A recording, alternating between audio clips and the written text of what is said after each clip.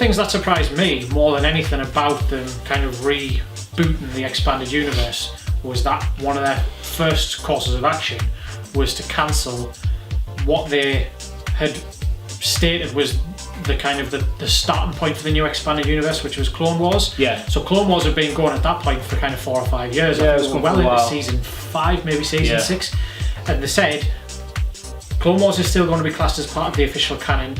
We're cancelling it. And that was quite closely followed up by them announcing that they were going to do a new animated show called Rebels. Now, Rebels is set 5 years before the events of A New Hope. Yeah. And again, I went into that with some level of trepidation as to what to expect from it. The Clone Wars has been built up over the course of a few years, and it had again an established fan base. Were people going to accept just having to then move on to another animated series from them?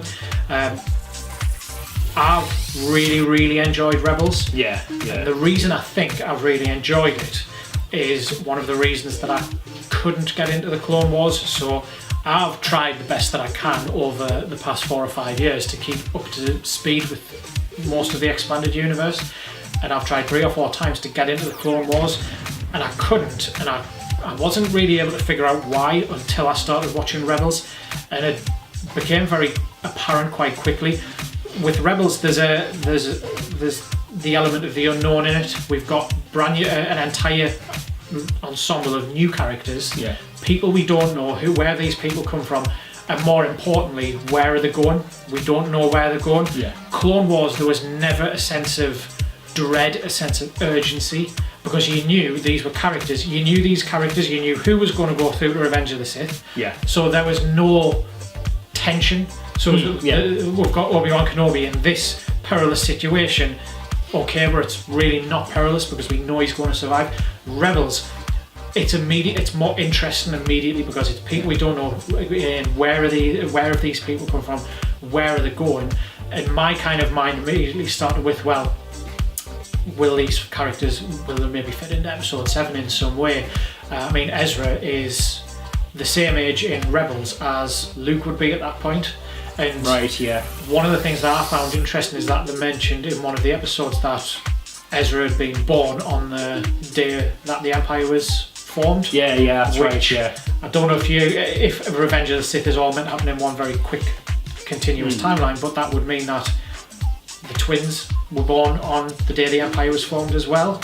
So I don't know if you're meant to assume in one. I don't know if you're meant to assume in one day that while the Emperor's disbanding the Republic and forming the Empire, that Anakin and Obi-Wan having their lightsaber duel on Mustafar. But I like the prospect that these characters may in some way filter into the new films. The thing that I loved about Rebels, and I haven't finished it yet, I've still got 4 more episodes, and I've heard a lot, I know, I've heard a lot about how good the last couple of episodes are, so I'm itching to see them, but I haven't had the time to watch them, but I will be watching them very soon. The one thing that I love about Rebels is the pacing of it. Yes. I love how they've matched the pacing of episodes 4, 5 and 6 with there's a lot of scenes with character development, and there's so much story in it. I was thinking that Rebels was going to be action, just bang, bang, bang for 20 minutes, every single episode was action, and it's not. No. There's some episodes with no action at all, and it's because they want to build up these characters and also give you a bit of a background of how things work with regards to training a Jedi. I love how they touched on how oppressed the galaxy was. The films never ever touched on that. No. What we saw from the prequels was the build up to what Palpatine did when he created the Empire, disbanded the Republic. And then you had episodes 4, 5 and 6, which based the Rebels versus the Empire, but you never got any of them bits where normal families were affected by what the Empire were doing, and Rebels touches on the fact that they really made people's lives miserable. And what you got to remember is Disney have been responsible for giving these people the freedom to to expand on how horrible the Empire actually were, and we never ever got that. I don't feel personally that we got that much with the films. And now that Rebels is out there, and I advise everyone to watch it before Episode 7. It's just we now know that the Empire was a root of evil, and I love the propaganda. Empire Day, you know what I mean. That I wasn't too sure about Empire Day. I was like, I'm not too sure I like the name of it, but all the propaganda that was around Empire Day, and they want to brainwash everyone in the galaxy that the Empire are a force for good, and everything that they did with getting rid of the Jedi was a good thing, and I love that. I love the propaganda side of things. That was really, really cool about Rebels. I found it interesting that you mentioned that, because that was one of the key points that I was going to pick up on, not only with Rebels but in the first of the new EU novels, which was set a couple of years prior to the events of Rebels, and basically takes you through how Kanan and Hera meet, come together for the first time. And through that book and Rebels, I felt like I learned more about the really brutal nature of the Empire in a very small amount of time than I learned about in any of the previous expanded universe. So a lot of the EU as it was before focused on the events post Return of the Jedi. These new books in this new expanded universe has given us a chance to see what were the Empire like in their formative years, what were they like when they were built up, and that was the key thing. People's concerns with Disney are going to make them dumb it down and make it more palatable for kids. It's not like that at all. No, Rebels shows you that. Rebels shows you the oppression, the misery that they've caused. They've got in the book in A New Dawn, you had the bad guy of the story pushing characters into steaming vats of acid and things like that, and just flat out murder and brutality. And that is excellent. It's something that I want to see them continue on.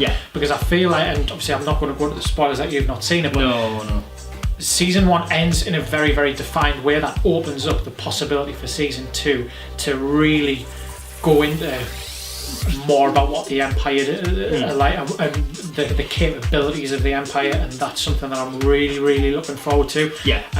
But no, I mean, there's other things that I really enjoyed about it. I mean, when you first meet Kanan in the New Dawn in the novel, he's very brash, he's very cocky, and it's then when you go into Rebels and he's the level-headed, kind of quiet and smart and more thought out member of the group, and it's interesting to see where to think, okay, how's he gotten to that point? Is it just the influence of Hera? Is something else going on? But I love the whole, every part of that main little group adds something to the story. Again, going back to the kind of things like the brutalities of the Empire, the episode early on where it's explained that Zeb is one of the only members of his race left because the Empire went in and wiped the entire race out with some horrendous weapons. And that I was like, wow, that's what I want to see. I want to know what the Empire were up to. But it wasn't even just that. There was the episode where Ezra infiltrated the recruitment stage of the Empire when they become stormtroopers,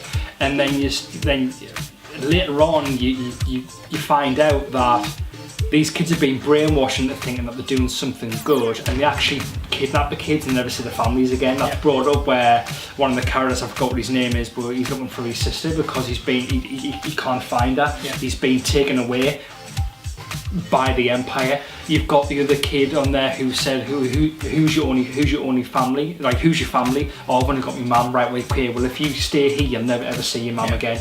They've brainwashed, and like, wow, like, again, this is Disney, do you know what I mean? And the other thing I wanted to mention with Rebels, which I thought was great to see, was they stripped all the technology back to what it was in episode 4, 5 and 6. All the ships, all the droids, everything that you would have seen in Coruscant in the prequels and in Clone Wars is stripped away. You only ever see the TIE fighters, the basic ships that you saw in the original trilogy, that's all you ever see. Like, they've done it in a way where it's still fun, it's still entertaining, they still do really, really good action sequences, but it doesn't rely on all this fantastical technology that was brought into the prequels. They stripped it down to just basic ships and then worked around that with. I feel like they understood that. They understood. I think Dave Filoni's the guy who does Rebels, and he did Clone Wars as well. But I feel like he was probably restricted with Clone Wars at having to still conform to George Lucas's vision of what it should have been. Yeah, he understands what it should be. No one will watch the original trilogy and then watch the prequels and not come out there saying, why does the technology look so much more advanced 30 years before the original trilogy? It doesn't work. But if it's like they understand it, they understand what Star Wars fans want to see. One of the things that I wanted to say that really impressed is that, ultimately the two of us are grown men. We're not the target audience for Rebels. No. The target audience is children. It's ultimately a children's TV show. But there's enough little nods to the original series and integration of original characters. I mean, for kids who've just grown up with the Clone Wars, they'll know the Anakin Skywalkers and the Obi-Wan Kenobis. They may have watched the prequels. They might have not yet progressed to the original trilogy. So putting in characters like Lando Calrissian it's a little nod to the people who love Star Wars and who've loved Star Wars for years. And the character of Lando was in that episode was great. It was great. It was exactly like what you would expect of him. Totally. He was arrogant. He's slimy. He's got the sort of double-crossing nature. You don't trust him, and they nailed it. They absolutely nailed it. When they announced that they were going to be doing a couple of comic book series, I wasn't sure about it originally, and my first thought was, it's not my thing, I'm not going to bother going into it. Then I thought, well, I'll give it a go, but then I wasn't decided on how I wanted to get it, so initially I wanted to go out to the shops and buy them and have proper hard copies of them. But I thought, well, if these are ongoing, it's going to be cluttered very quickly. And it's expensive. Hard copies are really expensive. And I found out how easy it is to use the Comixology app, which links easily through Amazon. So I picked up the first two. So at this point, they've started on 2 new series. One of which is just Star Wars, which is following the heroes, Luke, Leia, Han, Chewbacca. And the other one is all focused on Darth Vader. Now the 2 series are running along side by side, so they kind of interlock at various different points. I've been actually really impressed by them so far. I think what we've seen at the point where we're recording this, they've released 2 issues of each of them so far, and it's already, I feel like it's shed a little bit more light on some of the relationships between the characters, and also affected in some way kind of the things that you see in the other films. Totally. The first thing I'll say straight away about the comics, I think the way they're written is really, really good. I think the frames look beautiful. I know there's been some criticism with some of the artwork looking a little bit differently sometimes to what the actors actually were, but that doesn't bother me that much really. Like it's more of what they say and what they do that sort of interests me more than sort of how accurate they are to Harrison Ford and Carrie Fisher. But the confrontation between Luke and Darth Vader it ends with issue 1, but it's sort of fleshed out in issue 2 of Star Wars. They confront each other before Empire Strikes Back. That blew me away because it just changes the whole confrontation that they have in Empire. Like, he starts off, he's very scared, but he lets his emotions control what he does. He lets his anger with Darth Vader killing Obi-Wan. It lets him, go off on one with Darth Vader. He doesn't stand a chance of beating him. Whereas now that they've put that in, you can go back and you can watch Empire and you can see that confrontation again and just how differently he is. He's still not ready, but he's changed and he's more controlled, and it's added so much depth to, like you say, the characters.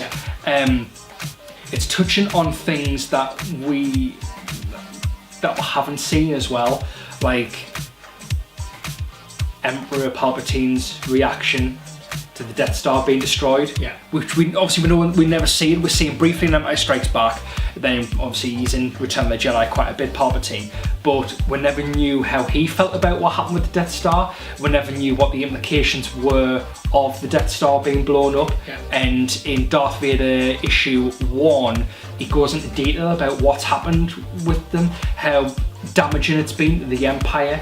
He calls it the biggest military disaster of the Empire's 20-year history. Like, and we don't see that from Palpatine, and we never ever did until now with the comics. Yeah. Which you know, it's fantastic. You know, they've introduced a couple of new characters into it as well, which is fun to see. They've introduced a new Wookiee bounty hunter, which seems like it's going to be a partner with Boba Fett. Well, I'm assuming that is what's happening. It looks like that's what's going on. But I think that the comics seem to be such a vital part. Well, to me, I think they're quite vital now. I just wish there was more sort of advertising with them. I feel like that the word isn't out there enough for the comics yet.